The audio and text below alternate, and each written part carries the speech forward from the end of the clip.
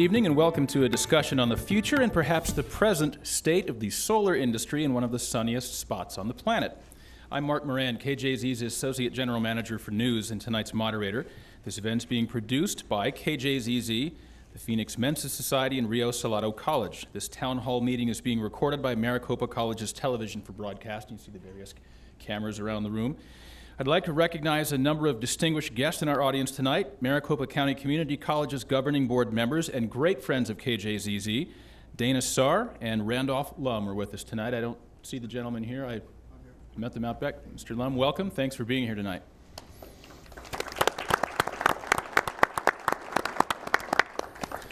Also, we have with us Associate General Manager for Programming and Operations, Mr. Bill Shedd, in the very back of the room right there.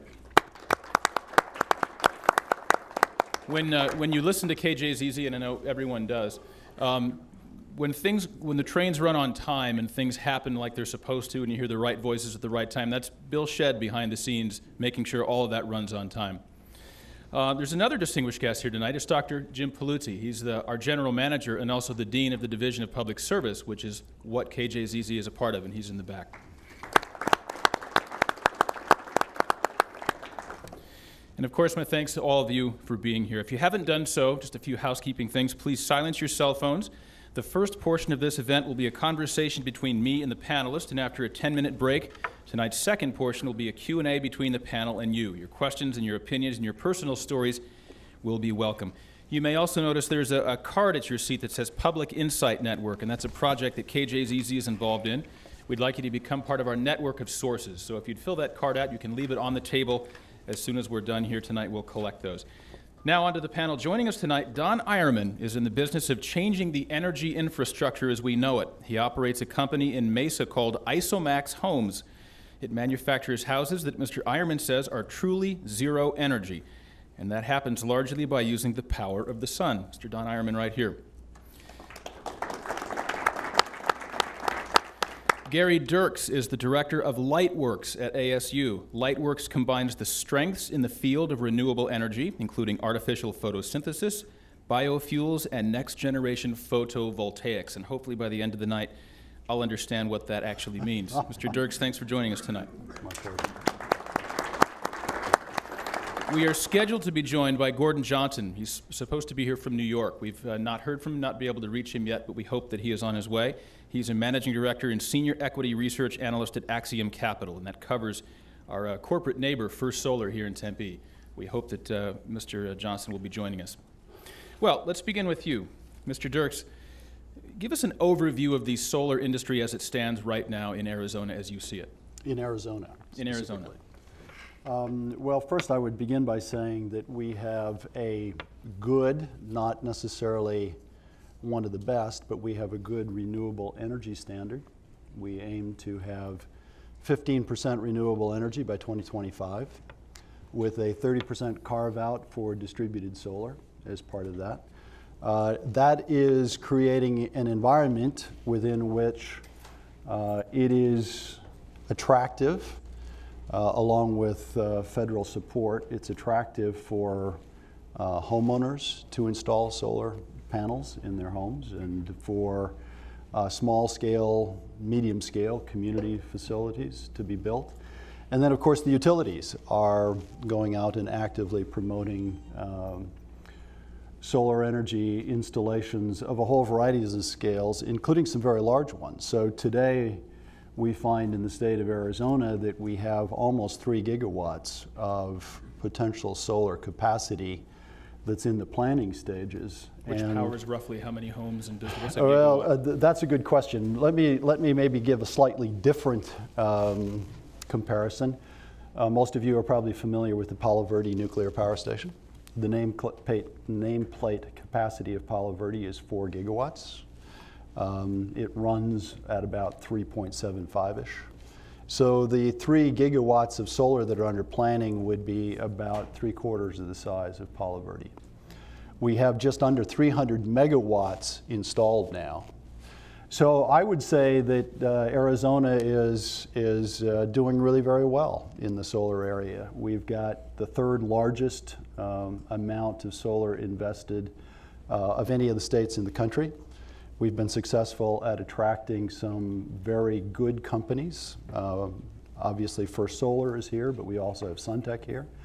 We've got the makings of the value chain ecosystem of companies that will help make the whole group of companies more successful, and it'll also drive down prices.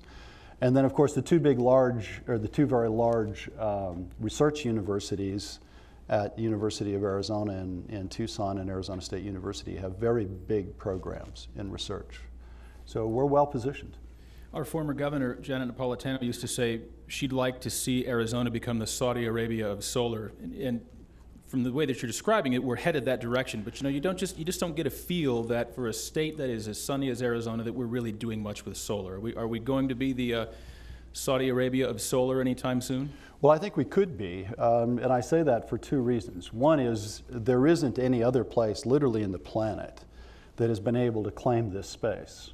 And in fact, some of you may be aware, I have spent most of my professional life not living in the United States. I spent about 18 years living abroad. But when I would tell people I graduated from Arizona State University and spent a good share of my schooling here, the first thing that comes to mind is sun. We are being given by the rest of the world the brand, the sun. So I think there's a great opportunity for us, and nobody else is taking it. And the second is that we've got a good start. All of those things that I mentioned form a good basis to work from. And as the price of solar technology comes down and it begins to become more competitive with other forms of energy, Arizona could be the place where we have both the industrial ecosystem to produce solar devices, and we could become a very substantial exporter of power. And that's just on the electrical side. There's also potential on the fuel side as well. Don Ironman, you've, in this environment which has its challenges, you've actually created what you're calling a zero energy home. Describe what that is and how it works. Okay. We're actually involved in the construction of homes. And the first thing that you want to do to achieve a good energy efficient home is to have a good energy efficient structure. Okay? So by starting with the structure, you're able to then utilize windows, doors, seals, roof envelope, and things of that nature in the house so that you don't hemorrhage energy. And then you can have a whole solar system on it to produce energy that is within the means of the house to retain it. If you have a conventional house, say 1,800 square foot, and you don't do anything from an energy conservation standpoint with the structure itself, it could cost as much as $75,000 to $100,000 worth of solar panels to make enough energy for that house to run. Because it's seeping constantly. Because it's constantly losing energy through the walls, exactly, through the walls and ceiling and the windows. You've used the earth too. You've worked houses. I mean, this is very very futuristic, it sounds like, but you've almost Frank Lloyd Wright. You've built things into the side of hills and the houses. You're using the cooling of the earth and the heating of the sun. So in Arizona, could I truly get by with zero energy, completely zero energy? In fact, we can take it a step further. We can achieve what we call a positive energy house, and there are people who are already living that way here in the United States and in Arizona today. Jim Stack, for instance, has a net positive energy household.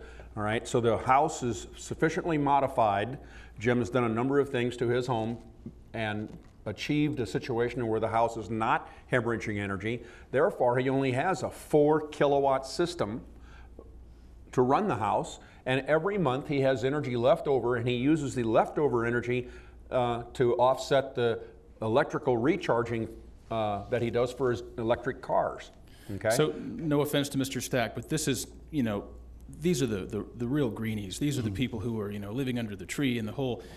Can an average person really do this, and what sort of investment are you talking about? Right, okay, so that's the real question. Is this applicable to the average household? And that's exactly what we're trying to work on. We're engaged in conversations and in business entities with some of the developers here in the Valley to look at the possibility of building a display home in a subdivision, a regular subdivision, and have that display home be a net positive energy house. Okay, We're in the process now of getting funding to do that. We've been in conversation with one of the major developers. I don't want to mention names because the contract hasn't been signed. I think you can understand that. That's fair. And, but I will say this much, there are a number of developers in the valley, and you can watch television or look on the internet, and they're offering alternative upgrades in their homes. And what they tell us is about 20% of the people are actually willing to put money on the table beyond just talking about doing upgrades in their homes when they buy a new home. So this only adds 5 or 10% to the cost of an average home, and you'll easily make that back in the first couple of years of living in the house. 5 to 10%, honestly. Mm-hmm. So what would that average 1,800 square foot house cost if I were going to do it completely zero energy? Well, you can Roughly. figure in today's market a house is around $100 a square foot, so $180,000. And so if the house is $180,000 to begin with, then for about $200,000 or $20,000 more, you can have that. Interesting. Mm-hmm. In 20 years, will we look back on this discussion and laugh, Gary, because all houses will be like this and we had to be so slow to adopt this technology? Well, I certainly hope that that's the case, because I think there's very good reasons from both an environmental standpoint and a security standpoint for us to want to use less energy and take advantage of the energy resources that are local. And as you've just heard, with costs coming down, I think that it's inevitable that it's going to go this way. It's just a question of how fast it actually happens. Larger scale, and we'll talk more about this later because I want to talk about the oil industry versus basically everyone else and the lobbying associated with that. And what are the true infrastructure costs of converting a country like this size, so dependent on the oil industry, to renewable energy? What are the true infrastructure costs, do you think? Well, first let me distinguish between the oil industry, where the bulk of what they produce goes into transportation. Now that's changing as there's more gas coming in, particularly shale gas that goes into electric power production. But the bulk of what the oil industry is about is transportation fuel. And up to this point, we've been mainly talking about electricity. So if you look at the transportation fuel side, it depends literally on whether we go more in the direction of what's called drop-in fuels, meaning fuels from renewable sources that look identical to the fuels that we're already using. If you go in that direction, then the infrastructure costs will probably not be that great. A few $1 trillion over the next couple of decades would probably do it. If you completely replace this infrastructure with something entirely different, like hydrogen, for example, then the costs will be much higher. On the electricity side, I think that inevitably, because an electron is an electron, the new sources of power will phase in. In this state, hopefully we'll be doing more solar electrons. In other parts of the country, it's going to be wind. There is going to be a lot more gas, but they will by and large take advantage of the bulk of the infrastructure that's already here. To the extent that the country wants to push down its carbon emissions, I think you'll see substantial investments in large transmission, particularly out of the Midwest, carrying power from wind farms towards the East Coast, and out of the Southwest carrying solar energy. What do you think of the large scale and small scale? First, Gary, what are the impediments to making that happen?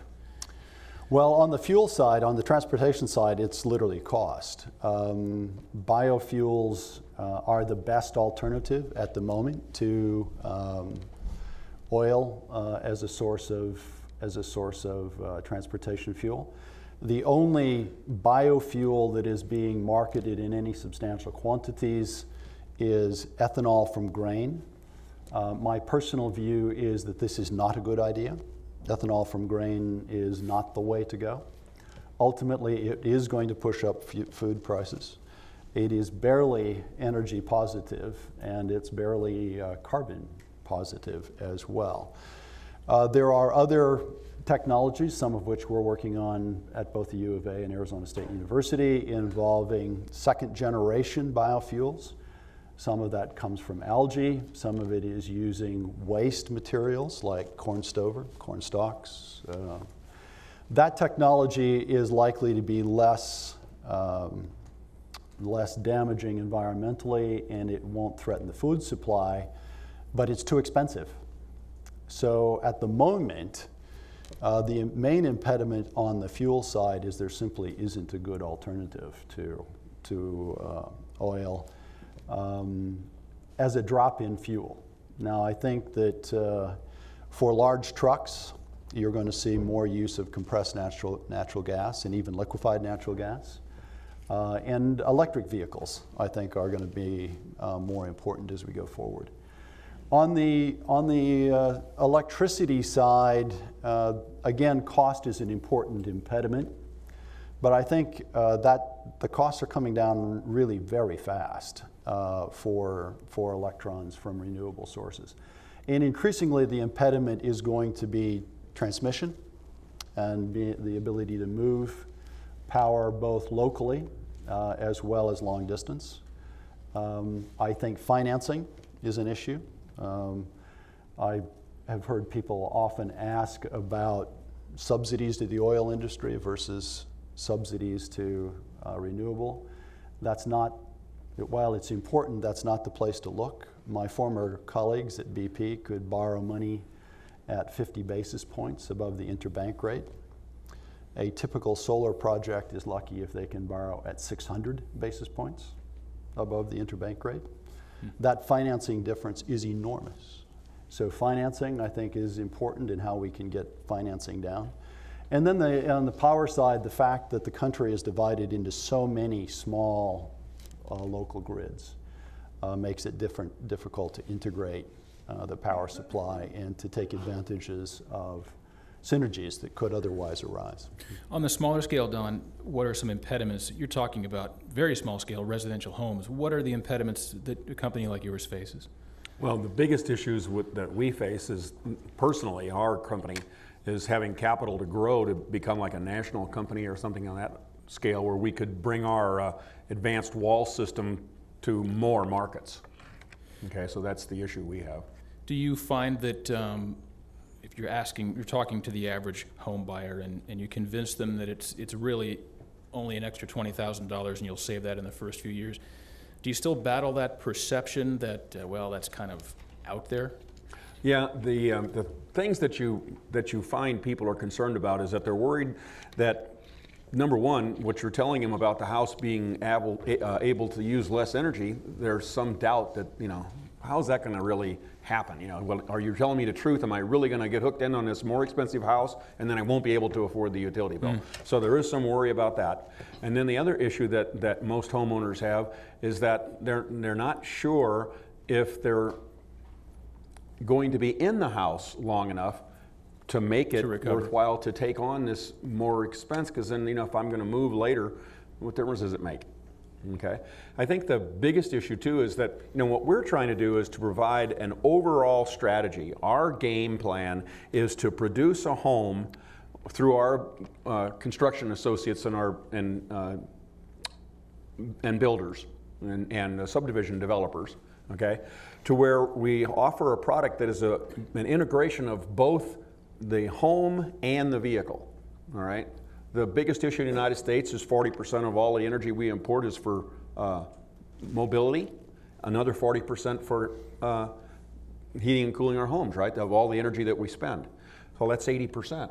So if we can integrate the home and the car together into one overarching strategy for the homeowner, that makes good sense.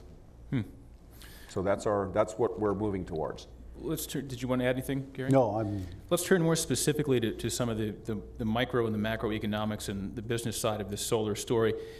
I'm going to read a headline from the New York Times from April of this year, so just last month. It says, "Solar company to cut 2,000 jobs and close a German factory." Obviously, this headline was talking about the Tempe-based company First Solar, which is right out here along the freeway. It's also widely regarded as an international leader in the solar technology industry, and the 2,000 jobs was obviously a big blow to that company. We've reported, and you know, that First Solar recently named a new CEO amid declining sales in Europe due to a decrease in government incentives for installing solar infrastructure, less incentive to do it. And I want to talk about incentives in a few minutes. But can either of you, I'd like to get opinions of both of you, shed some light on the German factory shutdown? Gary, maybe we can start with you, and the future of First Solar itself. Sure. Well, let me begin by saying that I'm reminded of high school literature, and it was the best of times, it was the worst of times. It was the worst of times, it was the best of times, whichever direction it goes. The industry is really in quite a tough spot right now. There's too much capacity, and that's largely the result of investments that have been made in Asia, especially in China and Taiwan. But also some of the investments that have been made by companies like First Solar and some of the Germans. That has led to a massive cut in prices. Now, for those of us that use solar panels, this is good news. But for those that are in the business of manufacturing, it means that profits are tight to non-existent. You mentioned First Solar. I believe their share price peaked around $300 a share, maybe 2007, 2008-ish. Right now, I think they're selling for under $15 a share. And this is all the result of this very tight situation they're in because of oversupply. So that's part of the worst of times. Now, the good news in the story is that the decline in cost has really stimulated much more interest in solar than we had just a few years ago. It's indicative of an industry that is beginning to mature, and it's going through one of its first shakeout periods. And I think we're going to be left with bigger, stronger companies that are going to be much more able to innovate, more willing to invest in both research and new capacity. But in the case specifically of First Solar, this means that they are having to take a hard look at where they need capacity, and that's why the shutdown in the German facility. Europe, and Germany in particular, has been a real engine for growth of demand for solar. That's not the case any longer. The Germans have changed some of their incentive programs. Spain is no longer able to finance. So increasingly the US is going to be the place where there's going to be the most growth, and so they're focusing their activities here in the United States and on their ability to supply. This period is going to continue for a while, but I do believe when we come out the other side of it, the strength of a consolidated industry plus R&D is going to be very good for the future. There's so many things to go over in what you just said, but what first strikes me is, and I know Germany may not be anymore, but at one point they were the world leader in purchasing and investing in solar, largely because of incentives. But when you have Australia and you have Arizona and Texas and California and Florida, those places never rise to the top in terms of investment. Instead, you have, I can think of a lot more places that are sunnier than Germany. What was going on there? Well, I think there were several things that were going on in Germany. First, the Germans have been for a long time concerned about energy security. I think it's worth pointing out that the Germans get a lot of power from natural gas, and they took note with extreme interest when the Russians cut off the gas supply to the Ukraine over a price dispute, and that meant no gas got to Germany. The German people are not inclined towards expansion of nuclear power. In fact, Germany wants to shut down their nuclear power plants.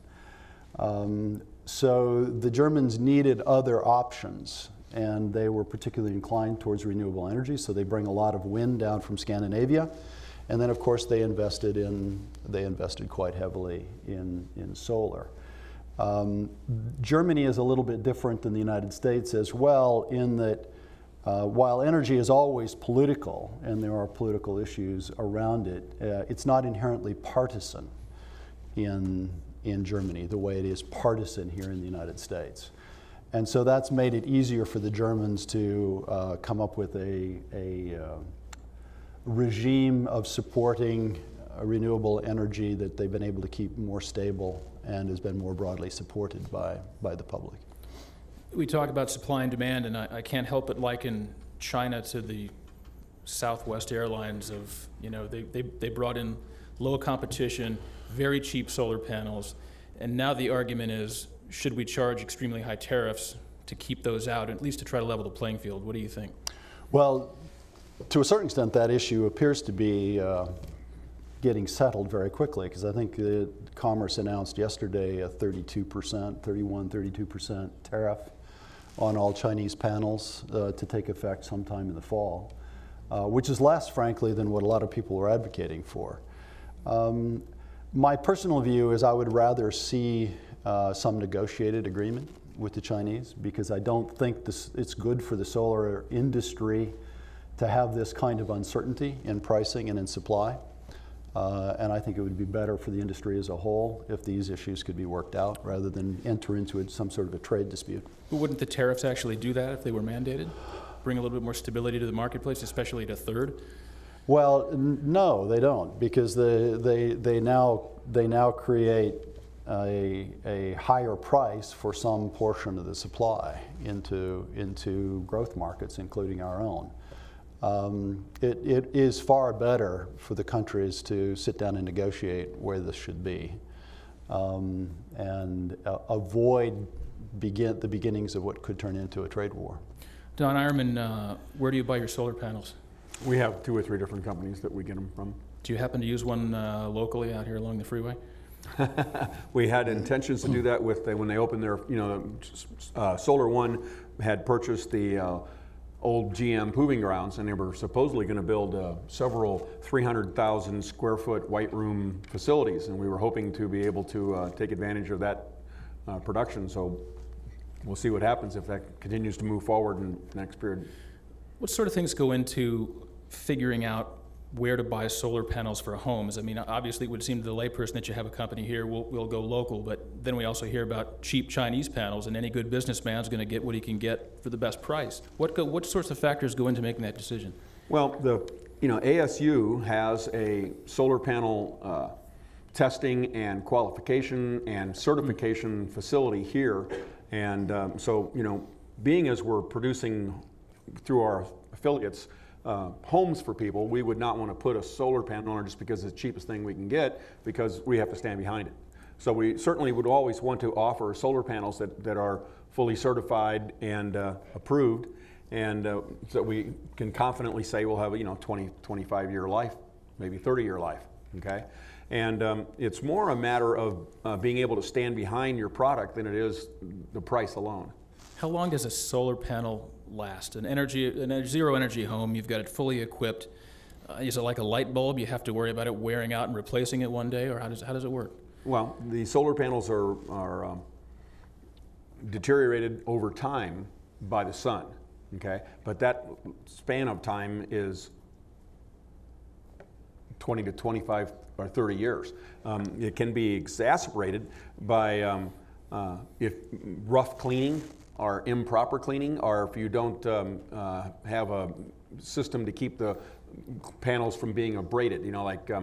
If you have a territorial type home that has a parapet, and so it acts as a windbreak to keep the dust in the air from blowing over the panels, and the surface of the panel will last longer. If it's mounted on the side of the house where it has a strong wind gusts all the time, then it's likely to be abraded faster, okay? So those kinds of things come into consideration.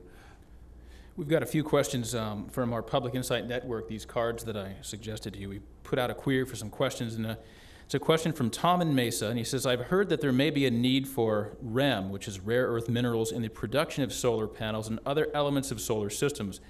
If this is correct, what is our plan for acquiring those needed commodities? Gary, maybe you could take a swipe at that one.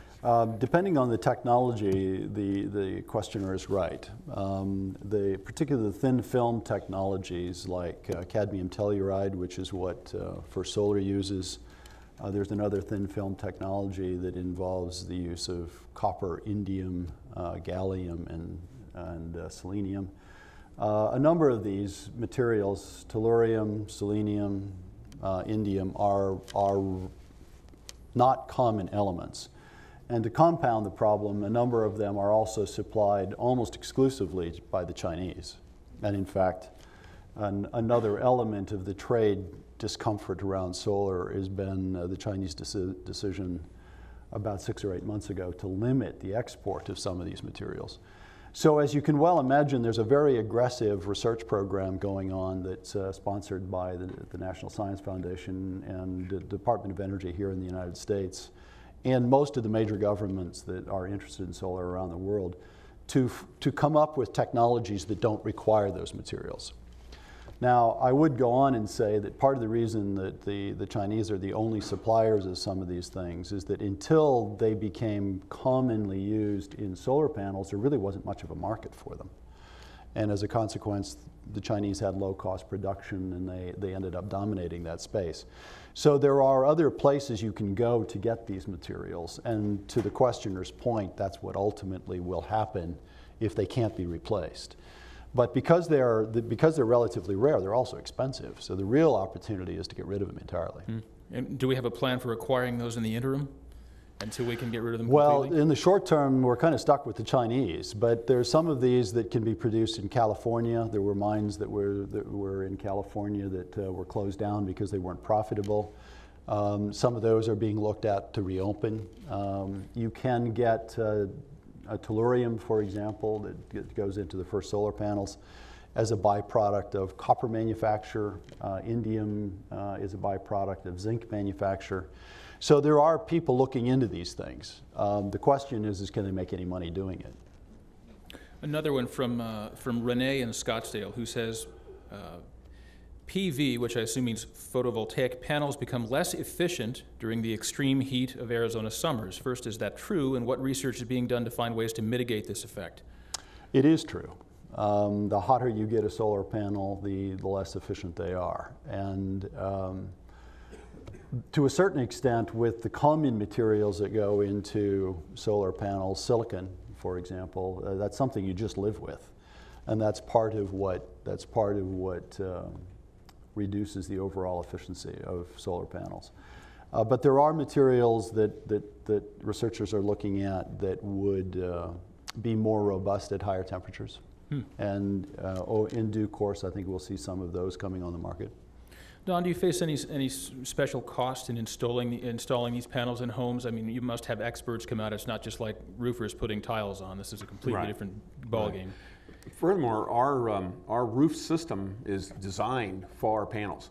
So in a territorial house, the walls come up, you might have a parapet in the front and you have a flat roof. But the problem with that is that most people don't have territorial houses. So probably 85% of the homes in Arizona are conventional looking homes, okay? And most have a peak roof. Well, you can take a peak roof and cut the peak off so that it's flat on the top, and then recess that area, okay? So now you have a recessed area. You have the normal slope of the roof and you have a recessed area, and now you can hide the solar panels in there. It looks normal from the ground. You still have all of the little dormer type roofs over the garage and the other extended parts of the house and like that, and you're able to have the solar panels hidden, and then that enables you, by having a flat surface, then that reduces the complexity of the framing that has to be put up to hold them. Is it more complex to live in a zero energy home? And by that I mean we're so used to running our refrigerators and playing the video games and plugging in the blow dryer and whatever it is we do. Does it feel different? No. The appliances that you would choose to buy, you'd want to choose more efficient ones. Okay, but as far as the kids playing video games and stuff like that, that's just plug it in the wall like normal. Things that you would have that would be different is, instead of just having incandescent bulbs or CFLs, you'd have LED lights, and you'd have low voltage systems, solar charged lights and things like that in the yard. All kinds of things can be done to save a little bit of energy here and there, and that's a different kind of a lifestyle, but it's easy and it's very comfortable. And in fact, you can wind up with a home that is more comfortable because it doesn't have cold spots and hot spots through it. Okay, it has our homes feature if you have I'm gonna have to back up here. I'm sorry for stuttering. If you build a better home, it's sealed. So a regular house gets fresh air because the air can come literally right through the walls. So if you have a better built house, you have to have a deliberate air system. Well, that gives us an opportunity to do some smart things. For instance, we can have what we call a strategic uptake. So where does the dirt and the pollen and the pollution come from in your home? Well, it comes from the front door and the back door when you come in. So instead of having a uptake vent down the hallway, let's have the uptake vent right by the front door. So when you open the front door and walk in and bring all the dirt and everything in with you, it's immediately beginning to be taken out. It can't take it all out, of course, but it can take some of it out. Another area that generates pollen and bacteria and things of that nature in the house is the kitchen, because you clean vegetables and stuff like that while you were preparing food. Let's have an uptake system there. Of course, obviously the bathroom. And what about the laundry? You take clothes off if they get dirty, you put them in a hamper, you take them in the laundry room, you pull them out of the hamper, shake them out, and put them in the washing machine. Well, let's suck that stuff right up out of the room and get rid of it. So that's what we call strategic uptake. So when you have a deliberately ventilated house, you can actually have it be fresher, because you take fresh air in all the time and you pump that into your main living room, your bedrooms and like that, and so you're actually living in a healthier house. Sounds so common sense, so simple. Why are we so slow as Americans on the uptake? Well, I don't think we are. I think it's a new thing that's we're just becoming aware of. This whole new awareness of environmental issues and like that is spreading all over the country. Everybody's talking about it now. We're getting there. Unfortunately, there's also a lot of misinformation in the media, and there's a lot of entrenched interests. But overall, I think that we're seeing more and more positive information coming out, and I have high hopes for the future. Gary, you think that's true internationally? Is the United States starting to get a little bit of a better reputation for being quote-unquote green and slightly more environmentally friendly and renewable? Well, certainly not on the renewable energy side. The United States is still perceived as lagging behind Europe in particular, but Japan as well. I would say with respect to very low energy homes, I think the United States is right up with the best of them on that front, because I don't think any place in the world is doing a lot on zero energy homes. We're going to take a break in about 2 minutes here, and I promise you'll all get a chance to ask your questions.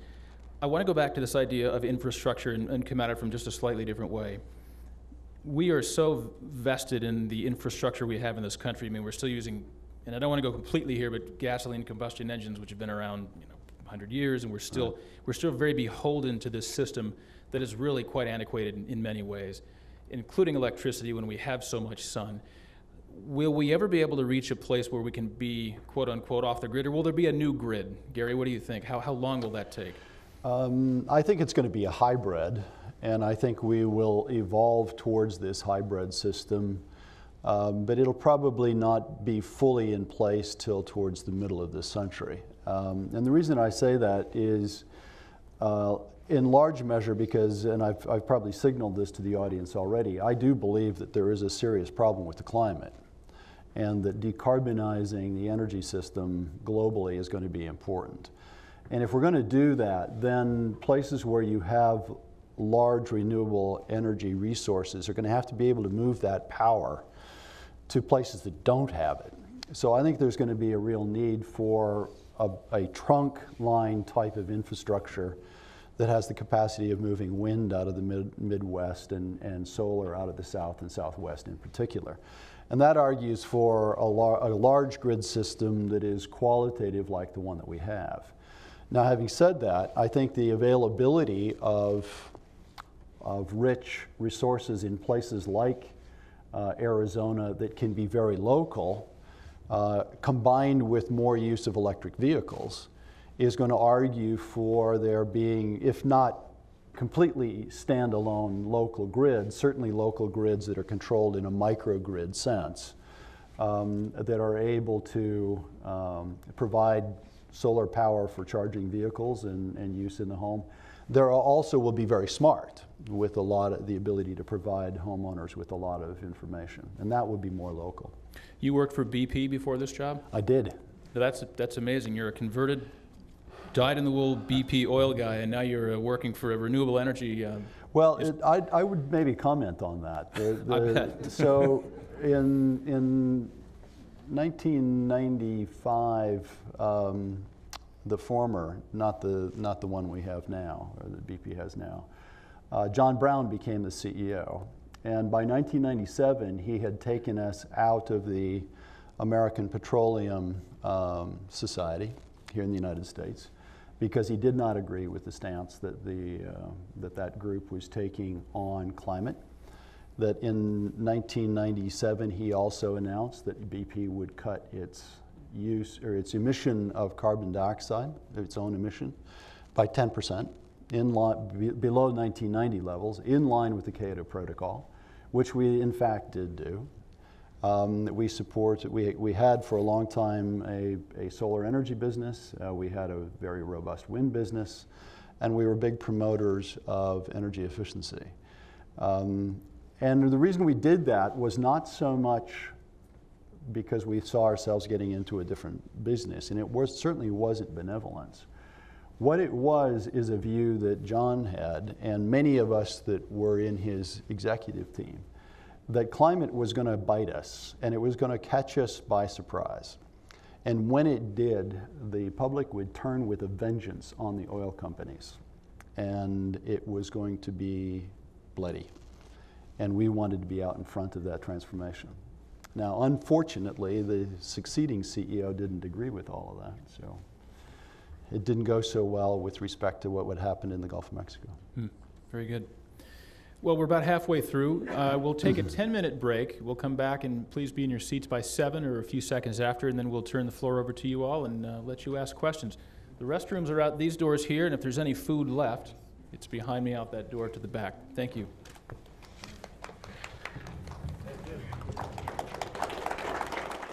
Experience the Maricopa Community Colleges on Maricopa Now. From educational and inspirational to just plain fun. We'll take you on adventures with students and faculty, show you how to reduce your carbon footprint, and teach you how to make a new favorite dish.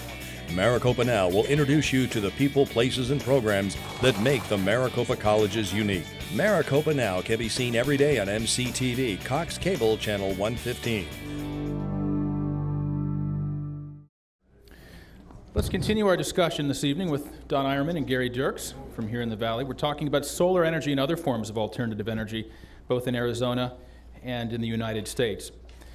Just before we broke, we were talking about a number of things, including alternative sources of energy and how you actually power an entire home, and if it feels comfortable, if it really feels real. We're going to turn this conversation over to you in just a matter of seconds, but as we were speaking at the break, Don Eierman said, there are lots of other forms of alternative energy that can be monetized as well. So, Don, let's begin the discussion with you. Okay, thank you. So, on a commercial basis, in addition to solar photovoltaics, whenever anybody speaks of solar panels, that's what they normally think of, immediately think of, oh, electrical panels. But that's by no means all of the different types of systems that are available. Right now, in Gila Bend, right here south of Phoenix and to the west of Casa Grande, Gila Bend, they're putting in a very large solar farm, but it's a solar mirror arrangement where they heat oil. And then you take the hot oil and the oil is pumped through the pipe above the panels. The sun comes out, reflects heat. The heat's concentrated into the oil gets very hot. The oil can get 300, 400 degrees, okay? And then it goes into a heat exchanger, and they have water around the pipes in the heat exchanger. The water flashes into steam, and then you have steam that can run a turbine, and it can be a turbine generator, and can produce power for tens of thousands of homes. I think that, isn't it a 30 megawatt? No, I think the one that's down at Gila Bend is like 250. Interesting. It's a big one. And I would just add to what you just said, Don, which is exactly right, that you also can store the oil, or there's other ways you can do it too. You can store it in molten salts. And as a consequence, these systems can run after the sun goes down.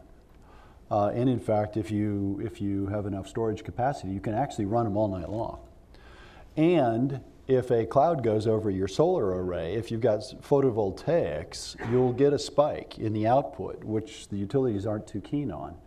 Whereas this, because it is running off of steam, just steadily performs. Interesting. And as a consequence, you can get a more rateable power output from these things.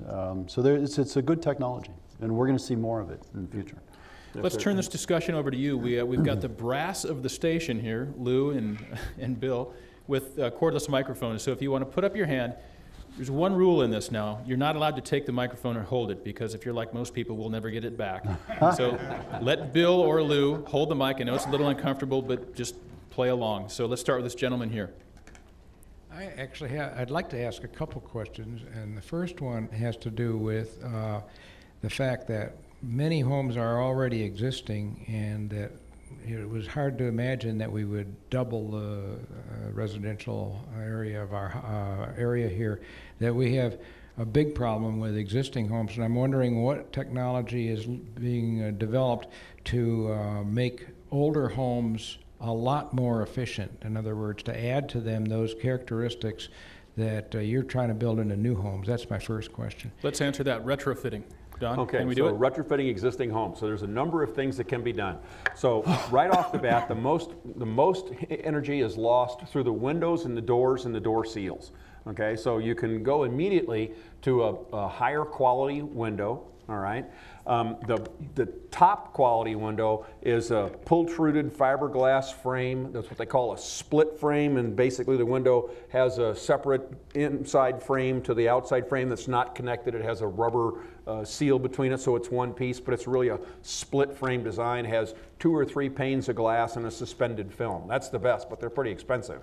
All right, so the next thing down from that is either a 2 or 3 panel window, a 2-panel window with a suspended film, and a vinyl frame. That's real good. And so there's, depending on what your budget is, you can upgrade to better windows. Also, you want to get away from what they call double hung or sliding windows. Anytime one window passes in front of another, like a Arcadia door, this place where it passes never really seals. All they have is a little brush. Okay, so you lose all the energy, all the sealing goes right through that brush, even when it's completely closed. The only kind of a window that really works, and incidentally, if you read the small print, only those ratings that they give, like say, oh, our windows are a 8 SEER or a 6 SEER, or SEER, excuse me, a R8 or an R6. Okay, it only applies to casement windows. A casement window is a window that has it closes like a door. You can open it this way, or they open this way. Sometimes it's double. But if it closes like a door, that's the kind that have a rating. The kind that slide, a single hung or a double hung or an Arcadia door, they're rated at 0. Okay, so that's the difference. Okay, the next thing you can think of is in terms of attic insulation. That's the second area in the home where you lose the most energy, is right through the ceiling.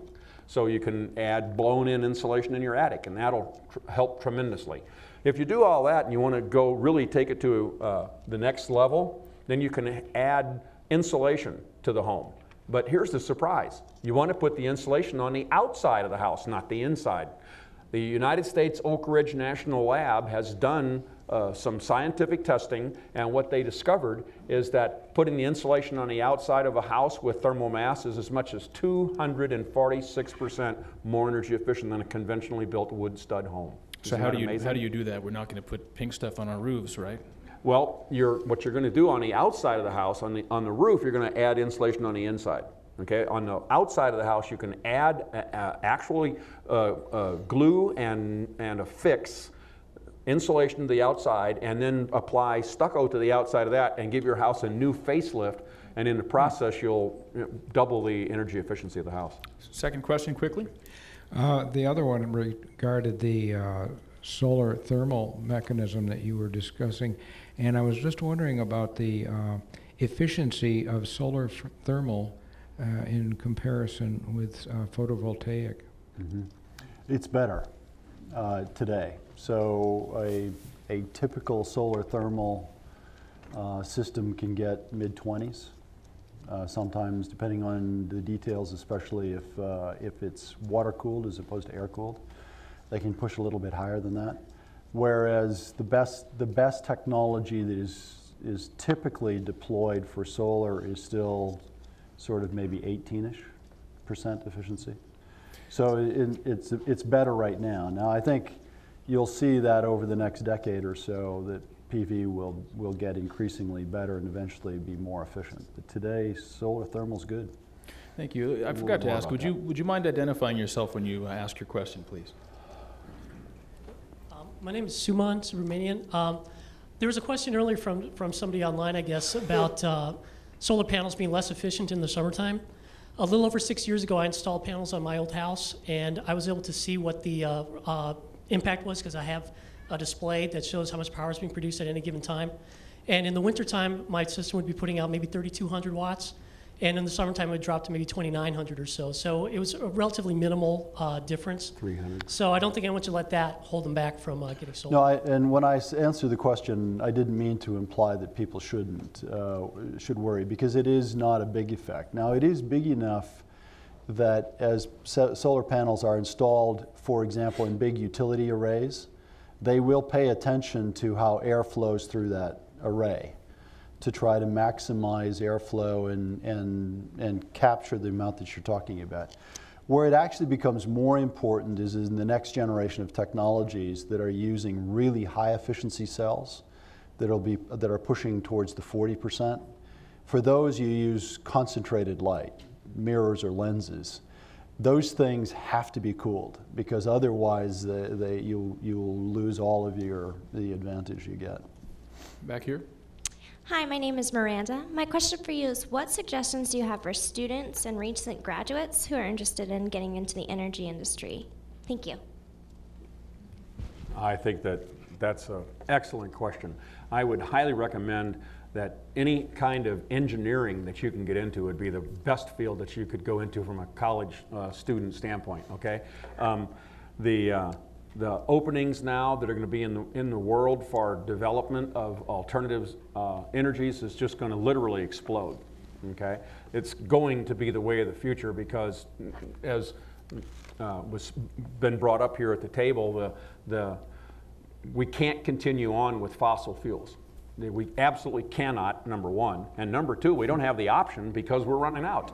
We're in peak oil now. There's no fuzz on that. Okay. The reason that they're going after the shale tar, or tar shale, and the tar sands in Canada is because the era of being able to go out and drill a hole in the ground and have the oil come gushing out of it that's just about over.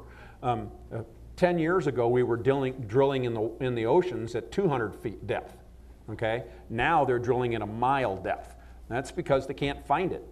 You were at BP. Yeah, I was. First, let me just say, I would, very much like Don, I would certainly encourage you to consider the energy sector, because it's actually getting old. If you look at most of the big energy companies in the United States, they're getting old. The people are. So I think it's going to be tremendous opportunities for younger people to go into a whole variety of different energy businesses. And I've put my money where my mouth is. I've encouraged my own daughter to do this. And she's now working on a PhD and will be headed in the energy sector.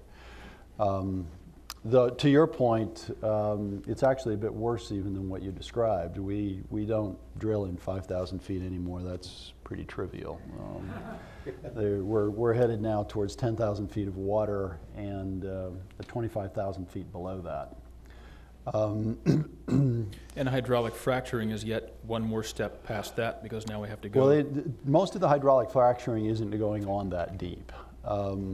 These wells are going after conventional oil. In fact, the record for depth was set by Exxon a couple of years ago in Russia, where they're down about 42,000 feet and they're out about 35,000 feet. So they're out about 7 miles and they're down about 6 miles. Conventional oil, very much as Don suggests, is we actually peaked in our discovery of conventional oil, and I bet most of you won't. You will be surprised by that, in 1968. 1968 is the year that we peaked in our discovery of conventional oil, and it's been tailing off ever since. So to the comment people make about drill, baby, drill, the right answer to that is where? Where would you like to drill? Because with the exception of Antarctica, the geologists for the big oil companies know where all the big structures are, and the big fields have all been found.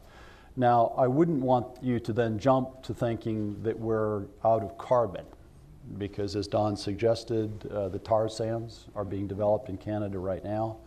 There's a lot of controversy about Keystone XL, but what you don't hear so much about is that there's a pipeline that already comes from the exact same place that runs to the east of XL, is carrying about 500,000 barrels a day of oil. There's another one that goes out to the west coast, into the northern part of the United States, and that's carrying about 400,000 barrels a day. Just quickly, because we've got a question here, what's the future of natural gas? I think we're going to use a lot of it. Unlike shale oil, which I think has been badly overhyped, I don't think that there's going to be nearly as much shale oil as some people have let on. There is a lot of shale gas. I mean, there is a lot of shale gas. The industry has to get a lot better in the way that it produces it, but they can get better. There don't have to be the problems that are happening. So there's going to be a lot of it. It won't sell at $2.50 a million BTU. It'll sell more like $5 or $6 per million BTU. But there's going to be a lot of it. The other thing that I'd like to bring up is that there's a lot of big push for using the natural gas to make hydrogen, and they're talking about this hydrogen economy, to where your cars would be running on hydrogen. There's a big push for that. Honda has 24 vehicles that are on the streets in California, and Mercedes-Benz and a number of other companies are talking about coming out with hydrogen-powered vehicles. So we may see something of that from the gas.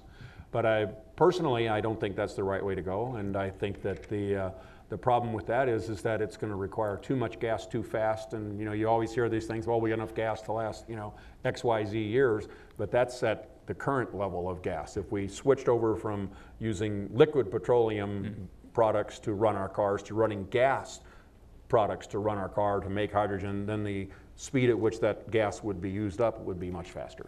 Is solar a realistic option for vehicles? I believe it is. I believe that there's a number of ways to do solar. Now we talked first about solar electric panels, then we talked about solar where you heat a pipe with oil in it.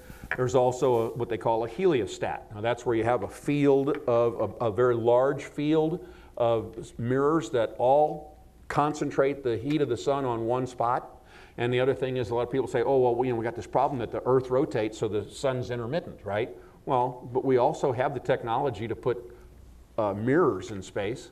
I don't personally like the idea of putting solar panels in space, because then you have to use microwave energy to beam it down, and we've heard the stories about, if you fly an airplane through the microwave beam, would melt all the candy bars in your pocket.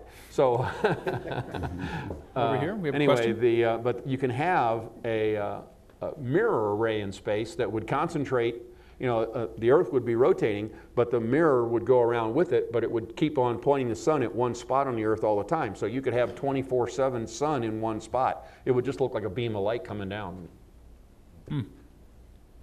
Yes, my name is Jim Sack. I'm the one referred to as a greenie. I took a simple conventional house, made it more efficient very easily. I'd just like to add a few little facts, like you might not want to ask a BP person about the latest solar panels, because now they have them well over 24% efficient, and they actually work better in the heat, better in low light, and better in the cold. SunPower makes them that are available. My friend just got them on his home. They're just simply amazing, and they just keep getting better. In fact, solar, as you might know, the PV panels were started and first made by Bell Labs in about 1954, and they've been getting better every year. The incentives have almost disappeared from the power companies because it gets so much cheaper, and yet we've been given incentives to coal for 50 years. It's not gotten cheaper. We've been given incentives, the biggest ones in the world, to nuclear. It's not gotten cheaper. In fact, they import 90% of the uranium from foreign countries. The coal, if they're going to start taxing and putting a carbon tax on it and getting you for the mercury that comes out. Some of those things, when people look at the real facts of what's going on with their energy, it's just amazing. And with solar, you start looking at the things he talked about. Solar PV panels that make electric. There's solar thermal that can make hot water or a power plant. All of our food comes from photosynthesis. We don't even think that every day the sun's there and it feeds the entire world.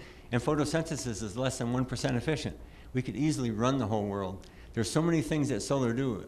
If you just have eaves on your house for shade, And on my house, to make it more efficient, you were talking about what you could upgrade it with, I put a thing called the inflector. It goes on the inside of the window, and it's airtight, and it keeps the convected heat, the heat that rises from coming in, or the cold from coming off, even in the winter.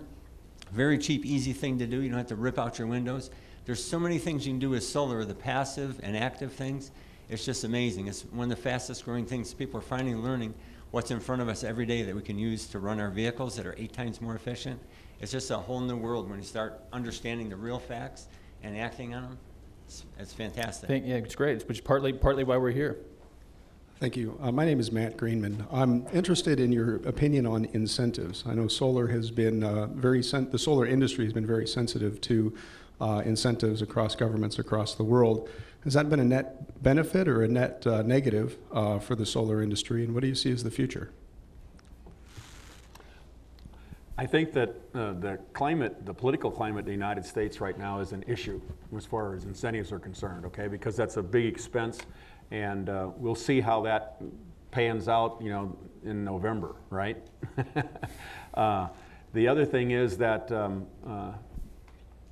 incentives in general, I think, are good because they get the industry geared up and moving in that direction. As soon as that starts to happen, then I think the industry can become self-sustaining. You don't need the incentives as much anymore, and I think that's part of what's going on in Germany from what I've been reading, okay?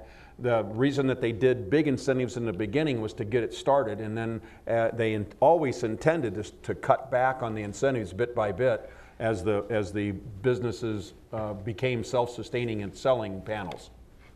Yeah, I agree with that. We wouldn't be here today talking about the exciting future of solar if there hadn't been incentives to get the industry going. So I think they've been vitally important. We could stop incentives and the industry will still do well over time. But I think that if we were to continue to keep a reasonable level of incentives in place, and by the way, I think we should look at these things as investments as opposed to the more pejorative term of incentives. But I think we should at least keep them in place for till the end of this decade. And at that point, I think you're going to see that solar will come into a range where the levelized cost of electricity is going to look very competitive, even at the utility scale. And for more specialized applications, off-grid or peaking, it'll look very competitive. Didn't we invest or incentivize the ethanol industry too, and that never really took off? Absolutely, we incentivized it. And where is big that? time. Sure, we're still paying incentives to that. And Well, no one uses ethanol. Oh, sure they do.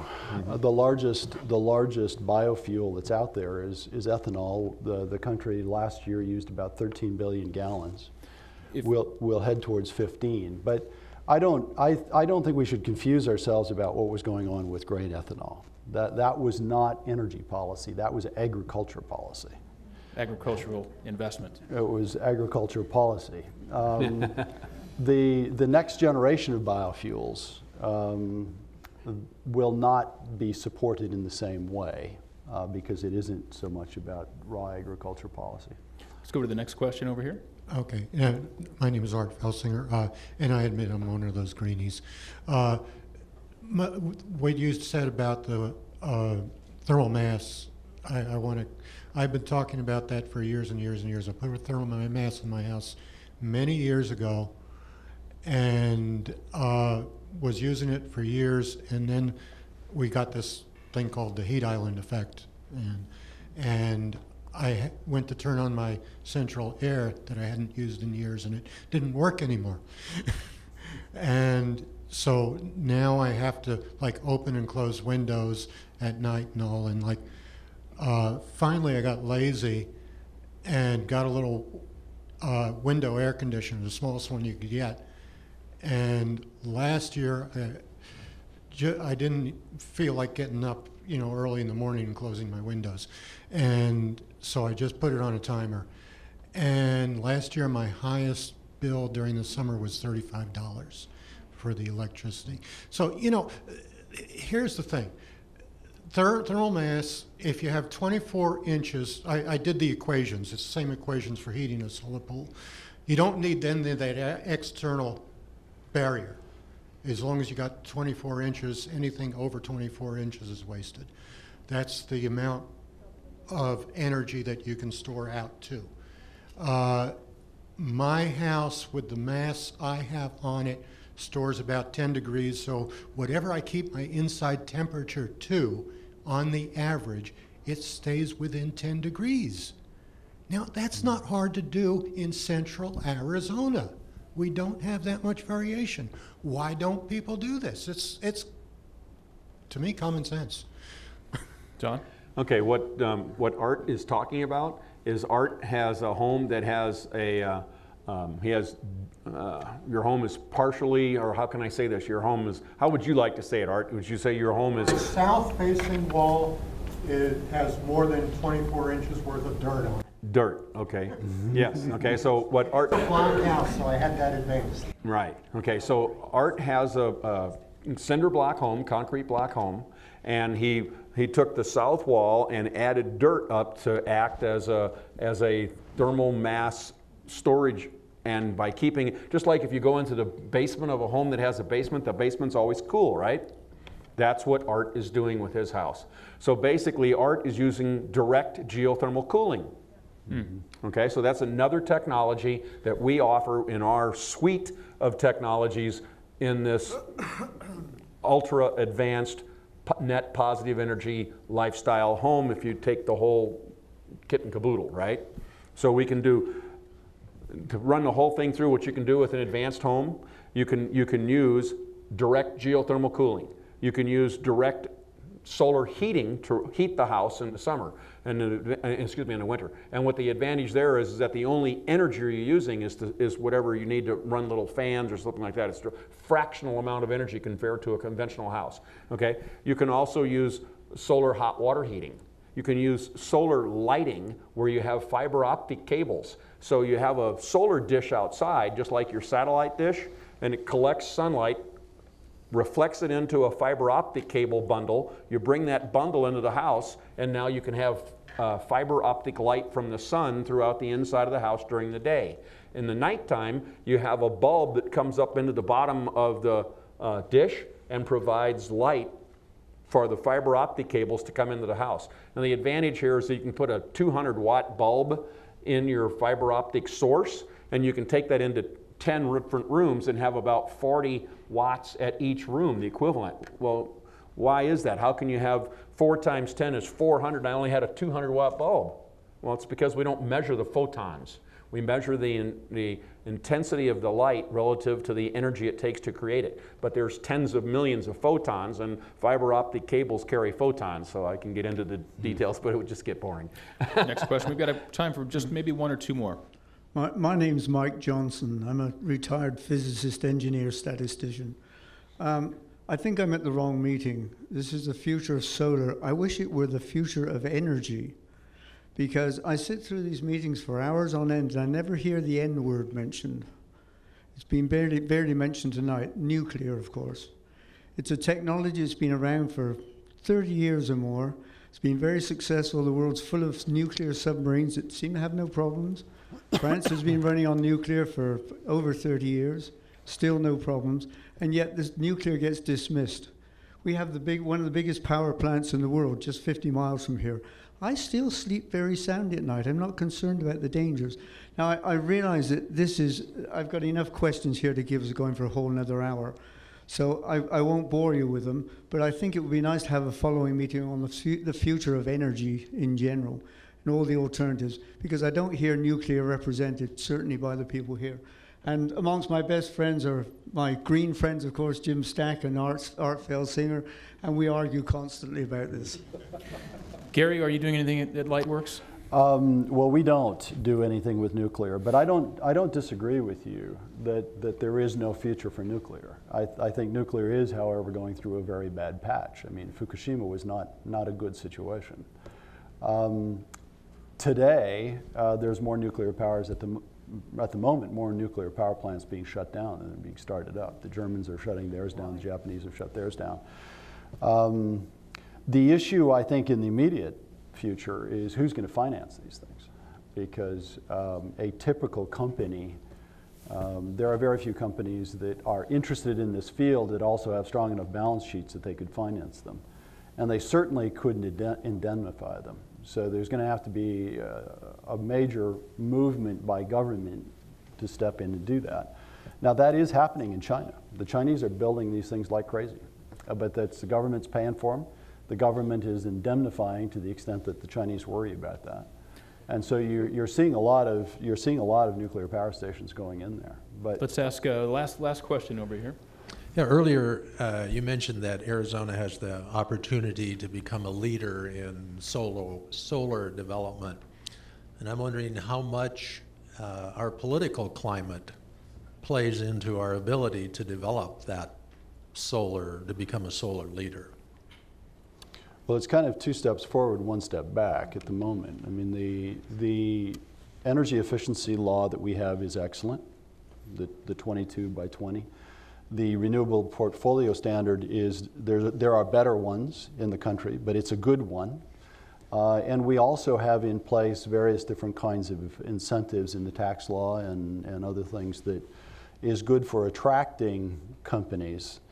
But of course, when bills appear in the legislature that look like they're going to undo some of this, it creates uncertainty in the minds of investors. So I think on balance, we would be better off if we had a more consistent, stable message that says we think there's a real future for this industry in the state, and we'd like to see you come here and invest in it, and we're prepared to support the development of that industry. Quickly. President of ASU, Michael Crow, is a strong proponent. He calls it, he'd like to see the sun rush, equivalent to the gold rush here in Arizona. The other thing is, if you think that the political climate needs altering, the best thing to do is write letters and vote. Very good. This has gone fast. We're out of time, unfortunately. Thanks to our panelists for taking time to join us in this important discussion this evening. Please join me in a round of applause for Gary Dirks and Don Eierman. Thanks to the Phoenix Mensa Society, to the dedicated staff of KJZZ, and to MCTV, and to you for joining us tonight. Remember that KJZZ exists on donor dollars. We appreciate your support. Thanks for being here tonight. Good night.